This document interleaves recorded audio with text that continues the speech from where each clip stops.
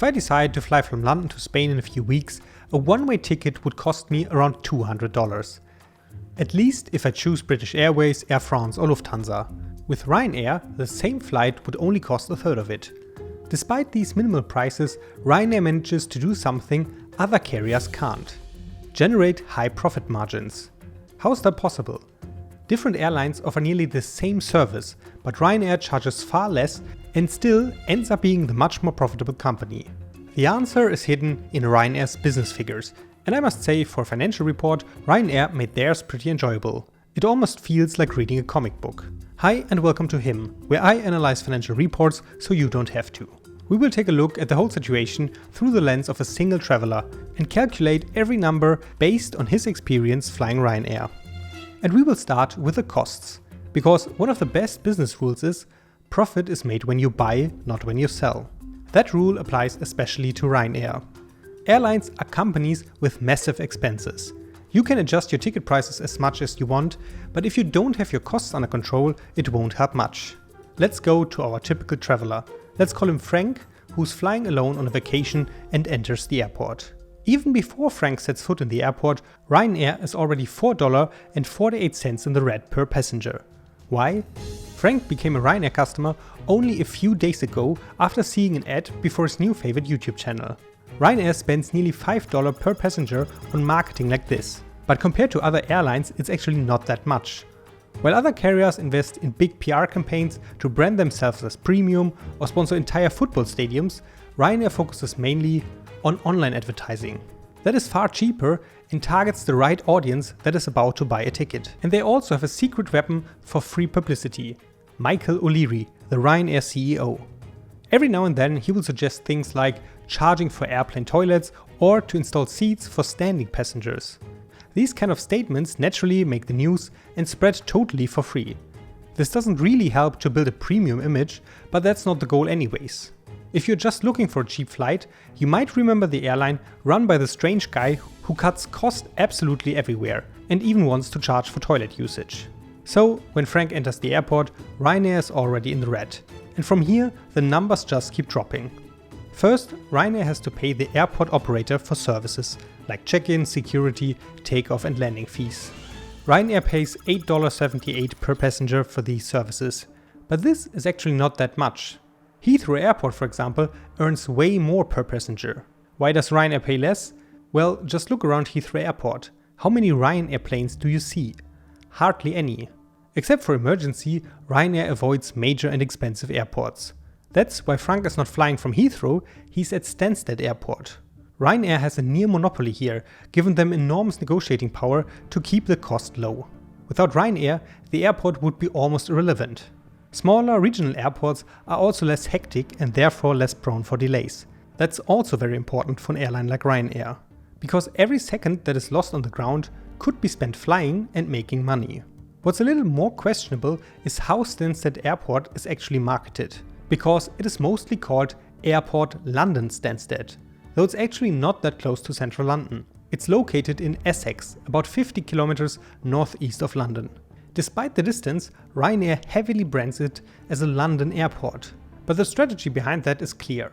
Rather than compete at expensive, congested airports, Ryanair chooses cheaper alternatives. London Stansted instead of Heathrow, Frankfurt Hahn instead of Frankfurt in Germany, or Paris-Beauvais instead of Charles de Gaulle. You might think that it is harder to arrange connecting flights from these smaller airports, and you would be absolutely right. But Ryanair doesn't do connecting flights anyway, because if they did, they would have to pay the airport to unload your baggage, move it and reload onto the next plane. These costs simply don't fit into their low-cost philosophy. Let's continue to follow Frank through the airport. At check-in and security, he interacts only with airport staff. At the gate, he finally meets a Ryanair employee. At least that's what he assumes. Not everyone who looks like a Ryanair staff actually works for them. Even the pilots sometimes don't. Most of the crew are employed through Irish temp agencies. This setup gives Ryanair several advantages, especially financial ones. They are just buying a service instead of paying a salary, so they can pay less while also staying flexible. Demand is going down? Just reduce the number of employees and let the temp agency figure out what to do with them. Seems unfair, but in the end, this is the price for a cheap ticket. Also, Ryanair uses their staff as all-rounders. Boarding, in-flight service, cleaning, it's the same crew doing everything. That keeps costs low as well. Pilots used to be an even stranger case. Some were self-employed. Honestly, I didn't think that freelance pilots were a thing. I mean, in the end you need some pretty expensive tools to do your job, but Ryanair still found a way to do it. The pilots would just start their own companies and sell their service to Ryanair. They were responsible for taxes and social insurance, but they could earn even more than regular pilots if they just worked more. So better not be sick as a self-employed pilot. With all these tactics, Ryanair manages to keep personal cost to just $8.87 per passenger. After Frank shows his boarding pass to the not Ryanair stewardess, he enters the plane, a Boeing 737. And no, that's not just a random example. If you fly Ryanair, you're always flying a 737. Except very few exceptions. That is another trick. There are many advantages to operate a single aircraft model. It starts when buying the planes. Ryanair is the largest 737 operator in Europe and second largest worldwide. So once again, huge bargaining power, this time with Boeing. If you order 150 identical planes in a bulk order, you will get a generous discount. Ryanair also has a talent to buy always at the perfect moment. And that's during crisis. After 9/11, the airline industry hit a low point. Airlines cancelled plane orders, so also Boeing was in trouble. Ryanair stepped in and ordered 100 737-800s with the options for 50 more planes. Also during COVID, they bought 200 plus 737 MAX jets. And when Boeing made headlines for exactly that 737 MAX, Ryanair doubled down and signed a deal for up to 300 additional planes. Thanks to this remarkable timing, aircraft depreciation costs are just $6.27 per passenger. And it's not just about the sales price. Operating a single model simplifies just everything. Less crew training, more flexibility, and cheaper maintenance. Same tools, same mechanics, same routine. That brings maintenance cost to only $2.46 per passenger. Frank is now sitting comfortably in his seat and the plane takes off. In the air, cost-saving potential is limited, as physics doesn't really care about the business model. So fuel is by far the biggest cost, $30.42 per passenger.